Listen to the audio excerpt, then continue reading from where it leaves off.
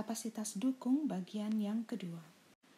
Tersagi 1943 adalah orang pertama yang mempresentasikan teori komprehensif untuk evaluasi daya dukung ultimate dari fondasi dangkal yang kasar. Menurut teori Tersagi ini, fondasi dianggap dangkal jika kedalamannya df kurang atau sama dengan lebarnya. Penyelidik yang terkemudian menyarankan bahwa fondasi dengan df 3-4 kali lebarnya itu juga dapat dianggap sebagai fondasi dangkal. Tersagi menyarankan bahwa untuk fondasi menerus atau lajur, yaitu yang rasio lebar panjangnya mendekati 0, permukaan keruntuhan dalam tanah pada beban ultimate dapat dianggap sama dengan yang ditunjukkan pada gambar ini. Perhatikan bahwa ini adalah kasus keruntuhan geser umum seperti yang pernah dijelaskan pada video sebelumnya di kapasitas dukung bagian 1. Fondasi umumnya ditempatkan di atas tanah yang dipadatkan dengan baik dan karenanya anggapan keruntuhan geser umum berlaku. Pengaruh tanah di atas dasar fondasi juga dapat diasumsikan diganti dengan beban tambahan ekivalen Q sama dengan gamma kali df, di mana gamma adalah berat satuan tanah di atas permukaan fondasi. Zona keruntuhan di bawah fondasi dapat dipisahkan menjadi 3 bagian. Lihat gambar ini. Yang pertama, zona segitiga ACD tepat di bawah fondasi. Bagian yang kedua adalah zona geser radial ADF dan CDE dengan kurva DE dan DF menjadi busur spiral logaritmik. Bagian yang ketiga adalah 2 zona pasif Rankine yaitu segitiga AFH dan CEG. Sudut CAD dan ACD diasumsikan sama dengan sudut gesek dalam V. Perhatikan bahwa dengan penggantian tanah di atas dasar fondasi dengan beban ekivalen Q, ketahanan geser tanah di sepanjang permukaan keruntuhan GI dan HJ diabaikan. Daya dukung ultimate QU CNC tambah QNQ tambah setengah gamma BN gamma sekarang dapat diperoleh dengan mempertimbangkan kesetimbangan baji segitiga ACD yang ditunjukkan pada gambar A ini. Ini ditunjukkan dengan skala yang lebih besar dari gambar sebelumnya ya. NC, NQ, dan N gamma disebut sebagai faktor daya dukung. Faktor daya dukung NC, NQ, dan N gamma masing-masing merupakan kontribusi kohesi, beban tambahan, dan berat satuan tanah terhadap daya dukung beban ultimate. Distribusi tekanan pasif pada bentuk baji CD ditunjukkan pada gambar A. Sedangkan gambar B kontribusi berat satuan tanah gamma, gambar C kontribusi kohesi, gambar D kontribusi beban tambahan Q. Besarnya N gamma untuk berbagai nilai V ditentukan dengan cara trial and error atau cara coba-coba. Variasi faktor-faktor daya dukung dapat dilihat pada tabel berikut ini. Persamaan QU CNC tambah QNQ tambah setengah B gamma N gamma dapat dimodifikasi untuk memperkirakan daya dukung ultimate fondasi persegi dan fondasi lingkaran. Untuk fondasi persegi, B sama dengan dimensi setiap sisi fondasi. Untuk fondasi lingkaran, B sama dengan diameter fondasi. Persamaan daya dukung tersagi Q sama dengan CNC tambah QNQ tambah setengah gamma BN gamma dan faktor-faktor daya dukung ini sebenarnya telah dimodifikasi.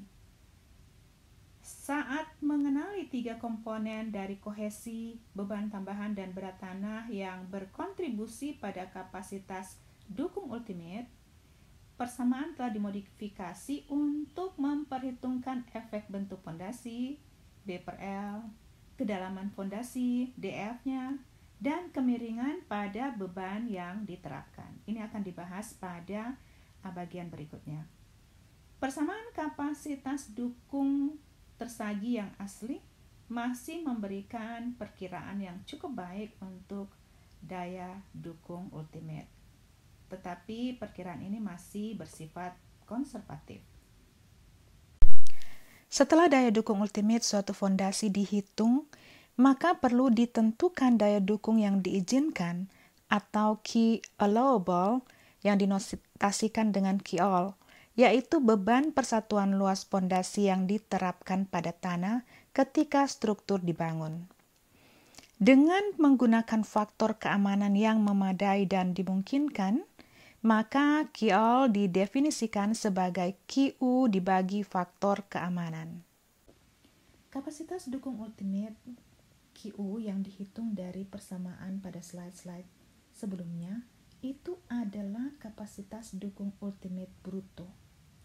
Beberapa praktisi lebih menyukai untuk menggunakan faktor keamanan seperti ini. Tekanan neto yang meningkat pada tanah sama dengan kapasitas dukung ultimate neto dibagi dengan faktor keamanan. Kapasitas dukung ultimate neto didefinisikan sebagai tekanan ultimate per unit area dari fondasi yang dapat didukung oleh tanah pada kelebihan tekanan yang disebabkan oleh sekeliling tanah di mana fondasi berada. Demikian pula, tekanan neto yang diterapkan oleh fondasi terhadap tanah adalah tekanan dengan kelebihan dari tekanan overburden Q sama dengan gamma kali dF. Untuk fondasi-fondasi dangkal dengan kedalaman atau dF sama dengan 0 sampai dengan 2 meter adalah sangat sedikit perbedaan di antara nilai-nilai neto dan nilai-nilai bruto. Hanya pada situasi dengan ruang bawah tanah yang dalam di mana dF besar dan overburden yang signifikan dihilangkan, disitulah perlu untuk membedakan antara nilai neto dan nilai bruto. Jika perbedaan di antara berat unit dari beton digunakan pada pondasi dan berat unit tanah di sekeliling dianggap diabaikan, maka QU net atau QU neto sama dengan QU kurang Q, di mana QU neto adalah kapasitas dukung ultimate neto, sedangkan Q sama dengan gamma kali dF. Jadi Q allowable neto atau QL net sama dengan QU kurang Q dibagi dengan faktor keamanan.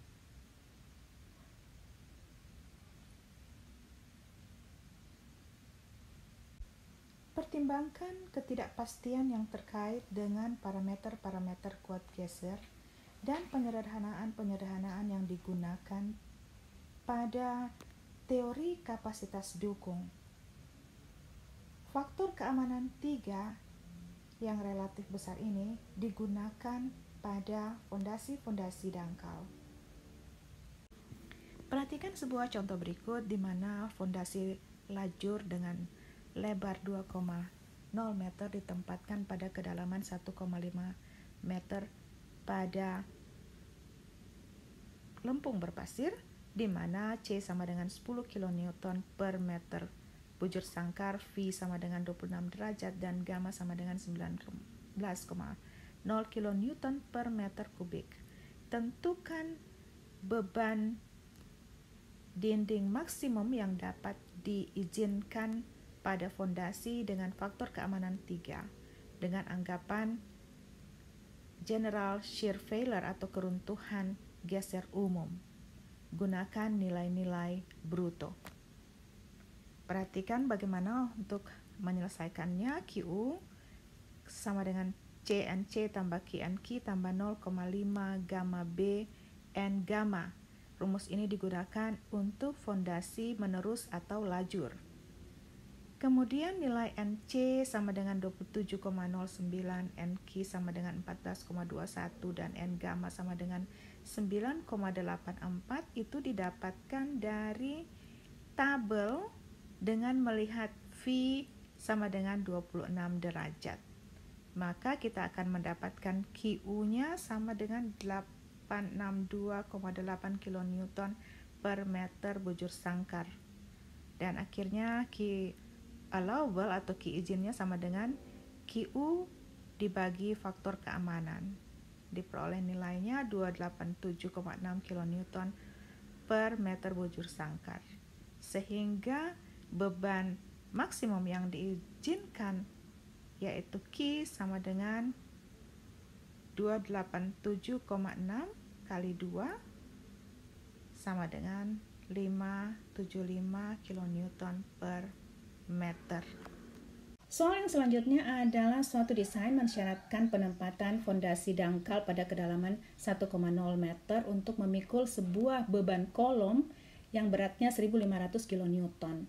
Sifat-sifat tanahnya adalah C sama dengan 15 kN per meter kuadrat, V sama dengan 24 derajat, dan gamma sama dengan 18,5 kN per meter kubik. Berapa lebar B dari fondasi tersebut? Caranya adalah kita menghitung QU-nya dulu dengan menggunakan QU untuk fondasi segi 4, 1,3 C NC tambah QNQ tambah 0,4 gamma BN gamma. Kemudian dari tabel dengan V sama dengan 24 derajat didapatkan NC, NQ, dan N gamma. Kita hitung QU-nya sesuai rumusan, kemudian kita mendapatkan persamaan karena B tidak diketahui 52,4 B tambah 666,4 kN per meter bujur sangkar. Kemudian Q izin sama dengan QU per faktor keamanan. Kita akan dapati 17,5 B tambah 222,1. Hitung tekanan yang dibebankan kepada tanah yaitu sebesar 1500 kN per luasan yaitu B pangkat 2 meter kubik meter bujur sangkar, sehingga 1500 per B kuadrat sama dengan 17,5 B tambah 222,1. Dengan coba-coba atau menggunakan kalkulator grafik kita akan dapati B sama dengan 2,4 meter. Kita bisa menggunakan website simbolab.com untuk memasukkan persamaan yang ingin kita cari. Demikianlah penjelasan singkat tentang teori kapasitas dukung tersagi. Semoga bermanfaat.